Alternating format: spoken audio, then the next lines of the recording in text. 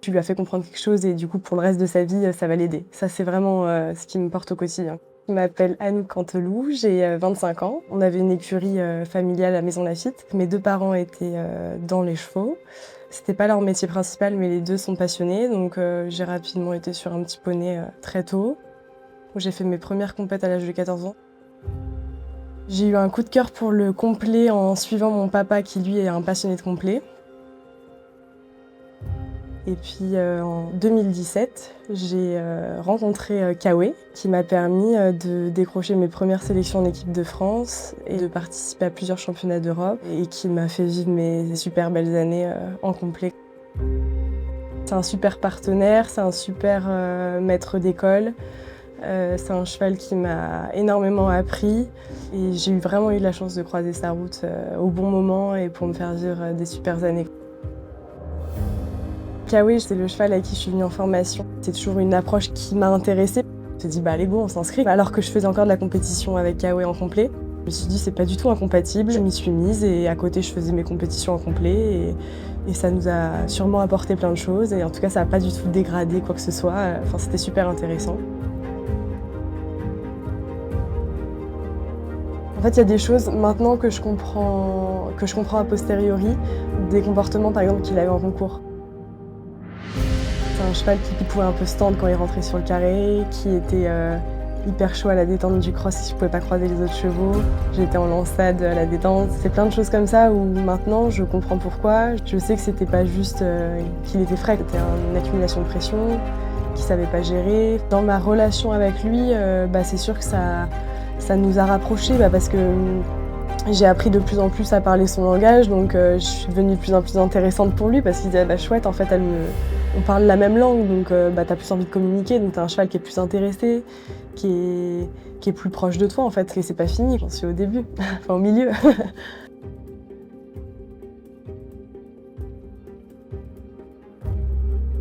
Le déclic que j'ai eu moi avec cette formation, c'est que ça m'a permis déjà de me rendre compte à quel point on peut obtenir énormément en ne demandant pas beaucoup, aller dans la légèreté, la finesse que je pensais même pas que c'était possible d'avoir. Généralement, les chevaux qui sont considérés comme difficiles, comme compliqués, comme dangereux, comme bêtes, etc., c'est souvent en fait des chevaux qui sont incompris. Et un cheval, quand il est incompris, il va pas avoir 36 solutions. On connaît les 3 choses qu'il va pouvoir proposer. Ça va être soit la fuite, soit des défenses, soit des résistances.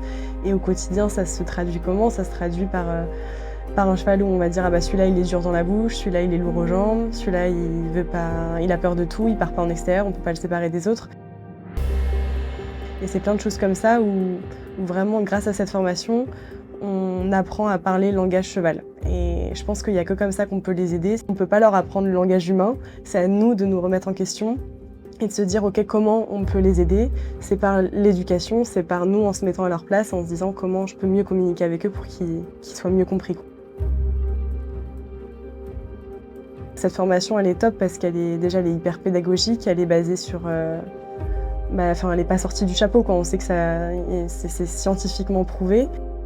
Je trouve que ce qui est important de rappeler, c'est que ici, on vient pas se former en tant que pilote ou en tant que dresseur, on vient se former en tant qu'éducateur équin. Et ça, c'est une vraie différence. Et je trouve que ça devrait être le tronc commun pour tous les chevaux, en fait. Ça permettrait qu'il y ait moins de soucis, que ce soit de sécurité ou même de maltraitance inconsciente derrière.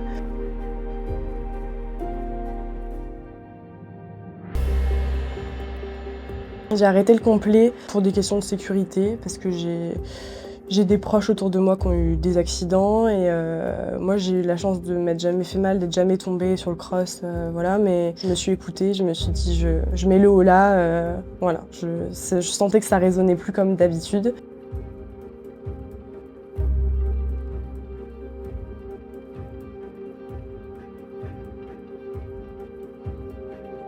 Beaucoup de chevaux qui sont dans la fuite avec où escaladent des morts de plus en plus durs. Tous, on a déjà vu un cavalier au paddock, on se dit waouh, je suis pas sûre qu'il ait tout le contrôle. La sécurité devrait plus passer par éducation et dressage des chevaux.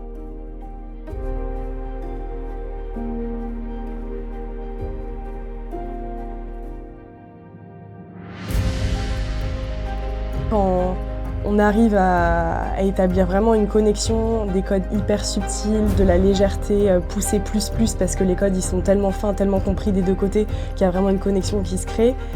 Bah waouh, le sentiment il est quand même hyper cool.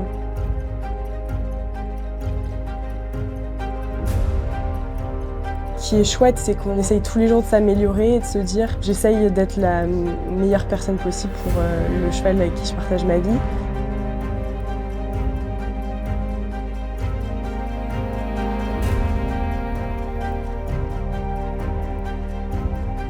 Quand Andy il dit quand on enlève tout, il reste que la vérité, bah c'est vrai quoi. Enfin, c'est vraiment ça quoi. C'est d'établir une connexion où les deux personnes, enfin les deux êtres, ils se comprennent quoi. Et ça c'est assez magique quand même. Je trouve que c'est passionnant.